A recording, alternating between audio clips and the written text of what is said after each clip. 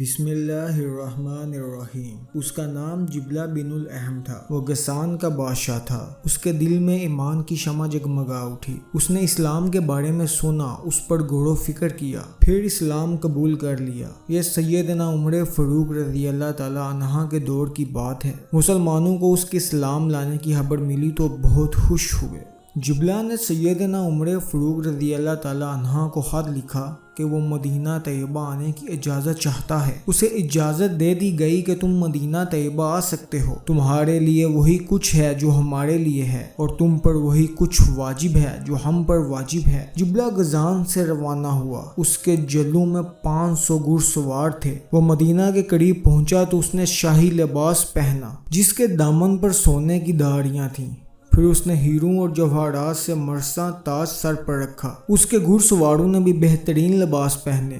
جب وہ مدینہ میں داخل ہوا تو اہل مدینہ یہ منظر دیکھنے کے لیے باہر نکل آئے۔ جب وہ عمر فاروق رضی اللہ تعالی عنہ کی خدمت میں پہنچا تو انہوں نے اس کی عزت افزائی کی، اس کا پرتپاک استقبال کیا اور اپنے پاس ٹھہرایا۔ اسی دوران حج کے دن آ گئے۔ فاروق اعظم رضی اللہ عنہ حج کے لیے روانہ ہوئے۔ جبلہ بھی ان کے ساتھ تھا۔ جبلہ نے بیت اللہ شریف کا طواف شروع کیا۔ بنو فزارہ کا ایک مسکین شخص طواف کر رہا تھا کہ اتفاق سے اس کا پاؤں جبلہ کی چادر پر آ گیا۔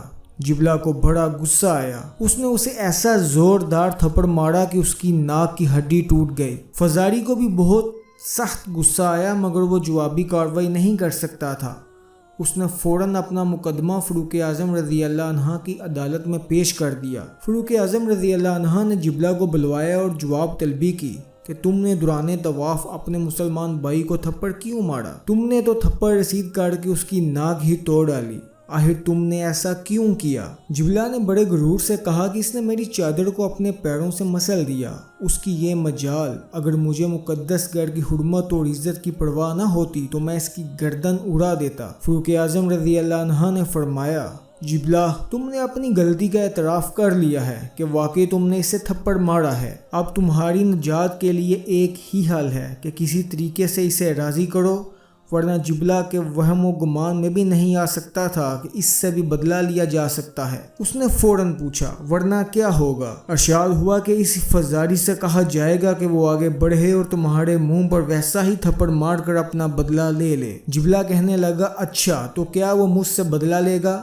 میں ایک بادشاہ ہوں اور وہ ایک ادنا سا بے حیثیت آدمی۔ فاروق اعظم رضی اللہ عنہ نے ارشاد فرمایا، اسلام نے سب کو برابر کے حقوق دیے ہیں۔ تم اور فزاری دونوں برابر ہو۔ اسلام کی نظر میں صرف وہی شخص افضل و اعلیٰ ہے جو تقویٰ کے لحاظ سے بہتر ہے۔ سبحان اللہ، یہ تھا اسلام کا انصاف۔ جبلہ کو اس قسم کے مساوی سلوک کا وہم و گمان بھی نہ تھا۔ اس نے کہا کہ میں اس صورت میں دوبارہ عیسائی بن جاتا ہوں۔ ارشاد ہوا، جو شخص اپنے دین یعنی اسلام سے پھر جائے، اسلام کی روح سے اس کی سزا موت ہے۔ جبلہ کہنے لگا، امیر المومنین، اس صورتحال پر غور کرنے کے لیے مجھے کل تک کی مہلت عطا فرمائیں۔ فاروق اعظم نے مہلت دے دی۔ رات کا کچھ حصہ گزرا تو جبلہ اپنے ہمراہیوں کے ساتھ مکہ مکرمہ سے نکل بھاگا۔ وہ قسطنطنیہ پہنچا جہاں اس نے دوبارہ عیسائیت قبول کر لی۔ زمانہ بیت گیا، اس کی جوانی کا رنگ اڑ گیا، نقوش ماند پڑ گئے، شان و شوکت دھندلا گئی۔ اسے اسلام کے ایام یاد آ گئے، نماز اور روزے کی لذت بیدار ہونے لگی۔ اسے اسلام چھوڑنے پر ندامت ہوئی۔ زیادہ ندامت اس بات پر ہوئی کہ میں اسلام میں داخل ہونے کے بعد دوبارہ مشرک ہو گیا۔ اس احساس کے باوجود وہ آخری عمر تک عیسائیت پر قائم رہا۔ اس نے آخری عمر میں کچھ اشعار کہے جن کا مفہوم یہ ہے، شریف خاندان کے ایک چشم و چراغ نے ایک تھپڑ کے بدلے تھپڑ کھانے میں سب کی محسوس کی، جس کی وجہ سے اسلام سے برگشتہ ہو کر عیسائی بن گیا۔ حالانکہ تھوڑا سا صبر کر لینے میں کوئی حرج نہیں تھا۔ کاش میری ماں نے مجھے جنا ہی نہ ہوتا، کاش میں عمر رضی اللہ عنہ کی بات مان لیتا، کاش شام میں میری معیشت کا ادنا سا سامان بھی ہوتا تو میں اپنے قوم کے افراد کے ساتھ اٹھتا بیٹھتا۔ اب تو میری سماعت بھی ختم ہو رہی ہے اور بصارت بھی۔ مگر اس احساس کے باوجود اس نے توبہ کر کے دوبارہ اسلام قبول نہیں کیا۔ اسے شرک اور کفر ہی کی حالت میں موت آئی۔ سیدنا عمر رضی اللہ عنہ کے زمانے میں ایک علاقے کا شہزادہ تھا۔ وہ گرفتار ہو کر پیش ہوا۔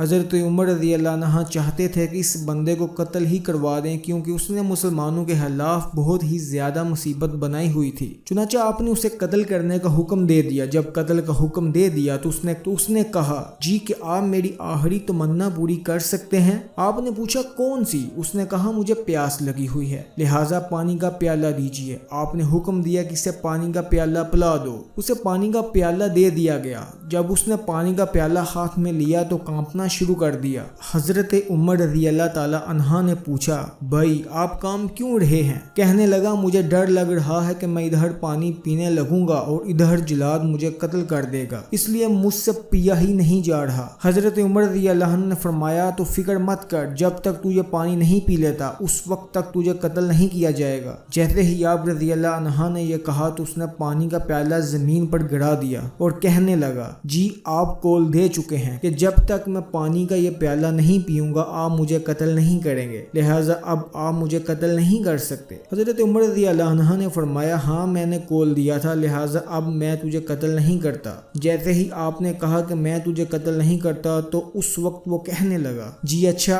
آپ نے تو فرمایا کہ آپ مجھے قتل نہیں کریں گے، لیکن میری بات سن لیجئے، آپ مجھے کلمہ پڑھا کر مسلمان بنا دیجئے۔ آپ نے پوچھا بھائی آپ پہلے تو مسلمان نہیں اب بن رہے ہیں؟ اس نے جواب دیا کہ پہلے آپ میرے قتل کا حکم دے چکے تھے، اگر میں اس وقت کلمہ پڑھ لیتا تو لوگ کہتے کہ موت کے خوف سے مسلمان ہوا ہے، لہٰذا میں چاہتا تھا کہ کوئی ایسا ہیلا کروں کہ موت کا خوف ٹل جائے، پھر میں اپنی مرضی سے اسلام قبول کروں اور لوگوں کو پتہ چل جائے کہ اللہ کی رضا کے لیے اسلام قبول کیا ہے۔ تو مخلص بندے کا کام کبھی ادھورا نہیں رہتا بلکہ ہمیشہ رب العزت اس کو پورا کر دیتے ہیں۔ اللہ تعالی ہم سب کو صبر کرنے کی اور نیک اعمال اکٹھا کرنے کی توفیق دے۔ بے شک اعمال کا دار و مدار نیتوں پر ہے۔ ہمارے چینل کو سبسکرائب کر دیجئے اسی طرح کے اچھے واقعات اور کہانیاں سننے کے لیے۔ آج کے لیے اتنا ہی، جزاک اللہ۔